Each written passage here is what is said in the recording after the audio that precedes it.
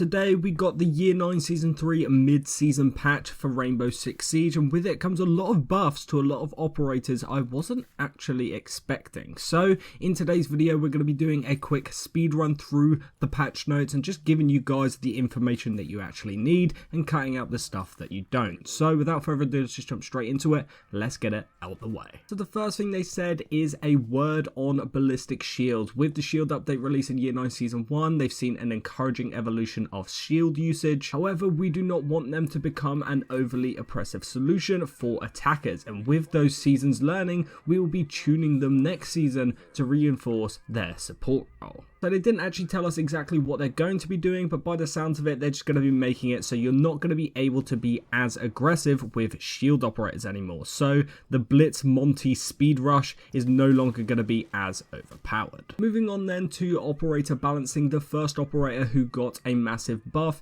is Iana, and she got a buff to her gadget, her Gemini replicator. That cooldown for her gadget now is going to be reduced from 30 seconds down to 20. So when you're using her gadget and you get shot and you have to wait for that cooldown to be able to use it again, instead of 30 seconds it's going to be 20. So you're going to be able to use the gadget way more often. In my opinion, this is the perfect little tweak that Iana needed. Hopefully this bumps her up a little bit more in the pecking order for attacker now. But with that being said, the next operator who got a massive buff, in my personal opinion, is Jackal. And the reason for that is what they have done is they have removed the visor distortion when getting shot. So the way it currently works is if you're playing Jackal and you have your gadget activated and you get shot, there will be like a massive glitch effect on your screen and you aren't able to see what you're shooting back at. But from the mid-season patch and onwards, they are removing that visor distortion completely, so you'll now be able to finally engage back with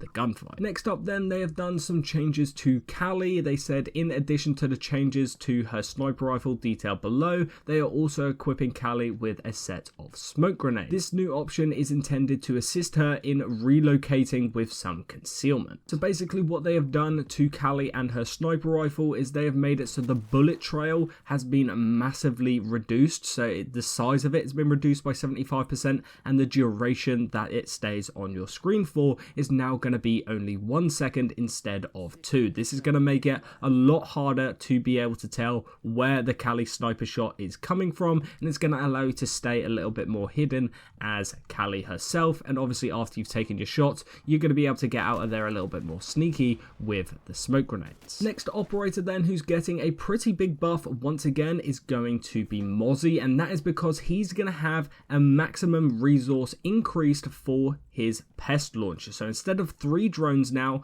Mozzie will be able to capture a 4th one. On top of this, they are also giving him the added secondary gadget of a impact grenade. So he's not losing anything, he's just going to have an extra option of impact grenades, which I think is also going to be a massive positive for Mozzie and his pick rate, and especially his playstyle. And then finally, the last 2 operators getting changes, the first of which is going to be Zero. He's also going to be getting a maximum resource increase for his gadget. Instead of having 4 cameras, he's going to be able to have up to 6. What this means is you're going to be able to have more cameras scattered around the map. If any get destroyed, it's not going to be as big of a deal because you're going to have 2 extra cameras now. And I think what this is best for is now in post-plant situations, you should have more cameras left over, so you can set up your zero cams in post-plant situations a little bit more often. Once again, I think this is a massive W for Zero players and Zero in general. And then moving on to the last change of this mid-season patch, it's going to be to Zofia,